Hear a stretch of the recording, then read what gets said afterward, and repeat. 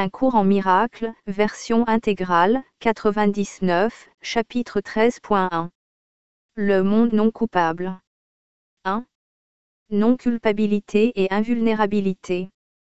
Plus tôt, j'ai dit que le Saint-Esprit partage le but de tous les bons enseignants, dont l'objectif final est de se rendre eux-mêmes non nécessaires en enseignant à leurs élèves tout ce qu'ils connaissent.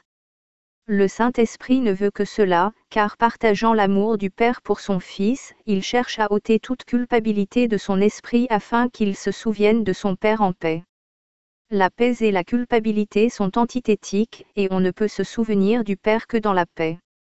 L'amour et la culpabilité ne peuvent coexister, accepter l'un, c'est nier l'autre. La culpabilité te cache la vue du Christ, car elle est le déni de l'irréprochabilité du Fils de Dieu. Dans le monde étrange que tu as fait, le Fils de Dieu a péché. Comment donc pourrais-tu le voir? En le RENDANT invisible, le monde du châtiment s'est élevé dans le noir nuage de culpabilité que tu as accepté, et tu y tiens. Car l'irréprochabilité du Christ est la preuve que l'ego n'a jamais été et ne pourra jamais être. Sans culpabilité, l'ego n'a pas de vie, or le Fils de Dieu est sans culpabilité. En te regardant toi-même et en jugeant honnêtement ce que tu fais, tu es peut-être tenté de te demander comment tu peux être non coupable. Or considère ceci, tu n'es pas non coupable dans le temps mais dans l'éternité. Tu as péché dans le passé, mais il n'y a pas de passé. Toujours n'a pas de direction.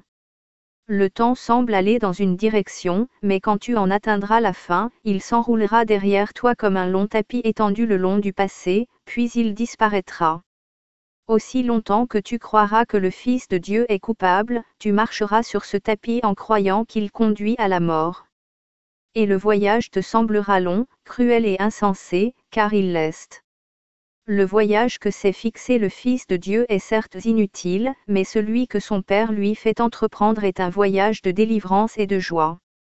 Le Père n'est pas cruel, et son Fils ne peut pas se blesser.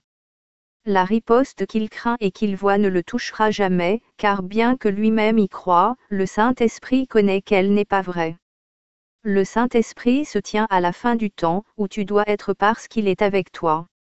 Il a déjà défait tout ce qui est indigne du Fils de Dieu, car telle était sa mission, à lui donner par Dieu. Or ce que Dieu donne a toujours été. Tu me verras en apprenant que le Fils de Dieu est non coupable. Il a toujours cherché sa non-culpabilité, et il l'a trouvée. Car chacun cherche à échapper de la prison qu'il a faite, et la voie permettant de trouver sa délivrance ne lui est pas niée. Étant en lui, il l'a trouvée.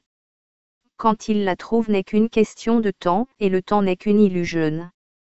Car le Fils de Dieu est non coupable maintenant, et l'éclat de sa pureté brille dans l'Esprit de Dieu à jamais intouché. Le Fils de Dieu sera toujours tel qu'il a été créé. Nie ton monde et ne juge pas le Fils de Dieu, car son éternelle non-culpabilité est dans l'Esprit de son Père et le protège à jamais. Quand tu auras accepté l'expiation pour toi-même, tu te rendras compte qu'il n'y a pas de culpabilité dans le Fils de Dieu. Et c'est seulement en le voyant comme non coupable que tu peux comprendre son unité. Car l'idée de culpabilité entraîne la croyance en la condamnation de l'un par l'autre, et projette la séparation à la place de l'unité. Tu ne peux condamner que toi-même, et en le faisant tu ne peux pas connaître que tu es le Fils de Dieu. Tu as nié la condition de son être, qui est sa parfaite irréprochabilité. Par amour il fut créé, et dans l'amour il demeure. Bonté et miséricorde l'ont toujours accompagné, car il a toujours étendu l'amour de son Père. En percevant les saints compagnons qui cheminent avec toi, tu te rendras compte qu'il n'y a pas de voyage mais seulement un éveil. Le Fils de Dieu, qui ne dort pas, a tenu promesse pour toi envers son Père. Il n'y a pas de route à parcourir, pas de temps à traverser. Car Dieu n'attend pas son Fils dans le temps, étant à jamais indésireux d'être sans lui. Ainsi cela a toujours été. Laisse la sainteté du Fils de Dieu dissiper le nuage de culpabilité qui enténèbre ton esprit, et en acceptant sa pureté pour tienne, apprends de lui qu'elle est tienne. Tu es invulnérable parce que tu es non coupable. Tu ne peux t'accrocher au passé que par la culpabilité. car la culpabilité établit que tu seras puni pour ce que tu as fait, ainsi elle dépend d'un temps unidimensionnel qui va du passé vers le futur. Nul qui croit cela ne peut comprendre ce que, toujours, signifie, et c'est donc que la culpabilité doit te priver d'apprécier l'éternité. Tu es immortel parce que tu es éternel, et, toujours, doit être maintenant. La culpabilité est donc une façon de maintenir le passé et le futur dans ton esprit afin d'assurer la continuité de l'ego. Car si ce qui a été sera puni, la continuité de l'ego est garantie. Or la garantie de ta continuité est de Dieu et non de l'ego. Et l'immortalité est l'opposé du temps, car le temps passe, tandis que l'immortalité est constante. Accepter l'expiation t'enseigne ce qu'est l'immortalité, car en acceptant ta non-culpabilité tu apprends que le passé n'a jamais été et qu'ainsi il n'est pas besoin de futur et qu'il ne sera pas. Le futur, dans le temps, est toujours associé à la pénitence, et seule la culpabilité pourrait induire le sentiment d'un besoin de pénitence. Accepter pour tienne la non-culpabilité du Fils de Dieu, c'est donc la façon dont Dieu te rappelle son Fils, et ce qu'il est en vérité. Car Dieu n'a jamais condamné son Fils, et étant non coupable il est éternel. Tu ne peux pas dissiper la culpabilité en la rendant réelle, puis en l'expiant. Cela est le plan de l'ego, qu'il t'offre au lieu de la dissiper. L'ego croit à l'expiation par l'attaque, s'étant pleinement engagé envers l'idée insane selon laquelle l'attaque est le salut.